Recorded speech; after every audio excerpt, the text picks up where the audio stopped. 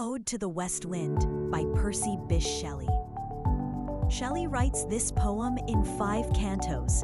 Each canto is a terza rima, ABA, BCB, CDC, and the entire poem is an extended apostrophe addressed to the wind.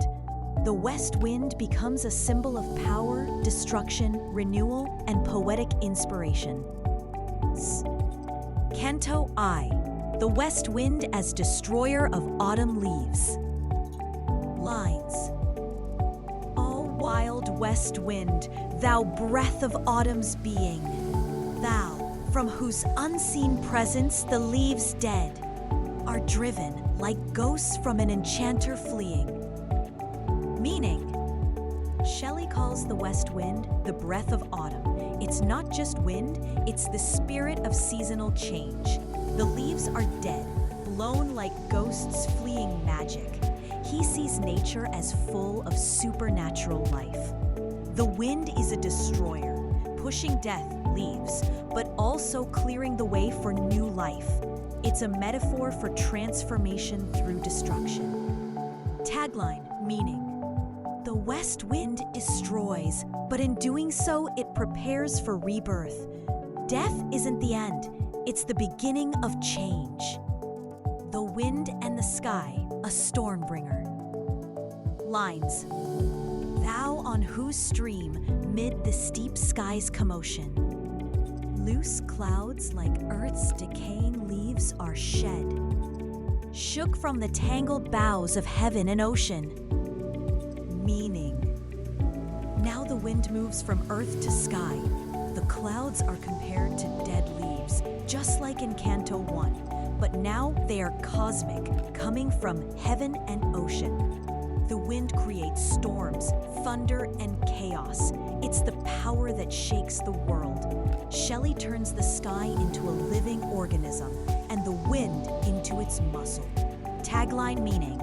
The wind is the force that drives storms and cosmic change, tearing apart the heavens to renew them. Canto 3. The wind and the sea, stirring the depths. Lines. Thou who didst waken from his summer dreams, the blue Mediterranean where he lay, and saw in sleep old palaces and towers. Meaning, now the wind touches the sea, especially the Mediterranean, imagined here as a sleeping god. Shelley suggests that the wind has the power to wake even the ancient sea from its dreams, its rest. It can stir the depths of history, palaces, towers, and shake memory and nature itself. Tagline, meaning. The west wind has the power to disturb deep waters, not just literally, but also the soul, the past, and the unconscious mind. Fire, Canto 4, the poet's personal plea, make me thy lyre. Lines. If I were a dead leaf, thou mightest bear. If I were a swift cloud to fly with thee, a wave to pant beneath thy power, make me thy lyre, even as the forest is. Meaning, now Shelley addresses the wind directly. Carry me like a leaf. He's tired, depressed, spiritually dead, and wants to be lifted by the wind, like the leaves, clouds, and waves. He even begs the wind to make him a lyre, a musical instrument, just like the forest in autumn. He wants to become a poetic voice for nature's power. Tagline meaning. Shelley is saying, use me, O wild wind, as your instrument. Let my poetry be your storm. He craves renewal, artistic inspiration, and transformation. So Canto 5, prophecy, revolution, and rebirth. Lines. Drive my dead thoughts over the universe, like withered leaves to quicken a new birth.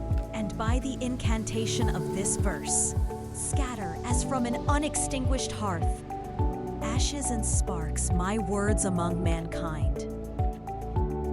Be through my lips to unawakened earth, the trumpet of a prophecy, O wind.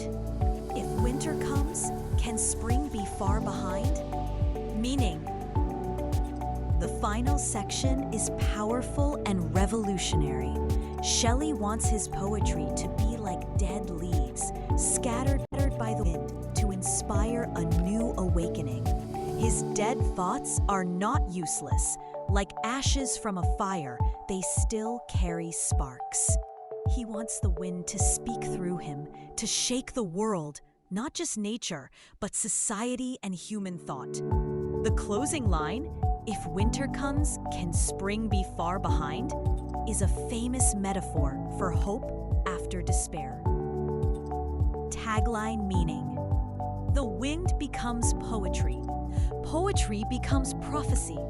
Death becomes rebirth. Shelley believes that revolution, spiritual or political, must come because change is the law of nature.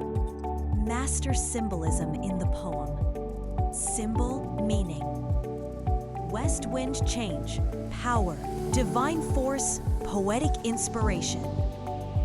Dead leaves, dying ideas, past selves, things to be discarded.